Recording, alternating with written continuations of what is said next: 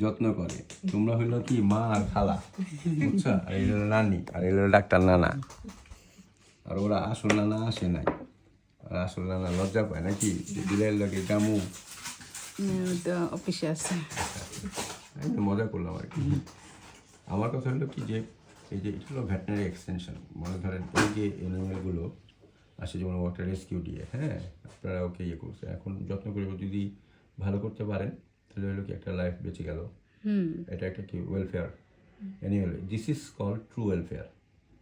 মানে আমি ডক্টর সাকির উদ্দিন আহমেদ, বাংলাদেশের যারা এরকম পরিবার আছে যারা অ্যানিমেল দুস্থ অ্যানিমেলকে রেস্কিউ করে নিজ জিম্মায় নিয়ে ইয়ে করে, this is true animal welfare. এখানে কোনো স্বার্থ নাই আছে। তোমরা কি যে এই ইয়ে কইরা মনে করি যে তোমার 2 পয়সা পাইবা আর খরচ করতেছো, তার মানে কি তোমার ভালো লাগা থেকে একটা জানকে তোমরা জান হিসেবে দেখতেছো। This is call true. এটাই তোমাদের মধ্যে মনের মধ্যে গেঁথে যাক, ঠিক আছে? কারণ তোমরা পরবর্তীতে যে অ্যানিমেল ওয়েলফেয়ার যে একটা সোশ্যাল রেসপন্সিবিলিটি, এটা তোমাদের মধ্যে গ্রো করুক। সেই কারণে আমি ভিডিওটার করার কারণ হলো যারা এটা দেখবে তারাও বুঝবে যে না আমার এটা করা উচিত। আর ও যদি বেঁচে যায় কী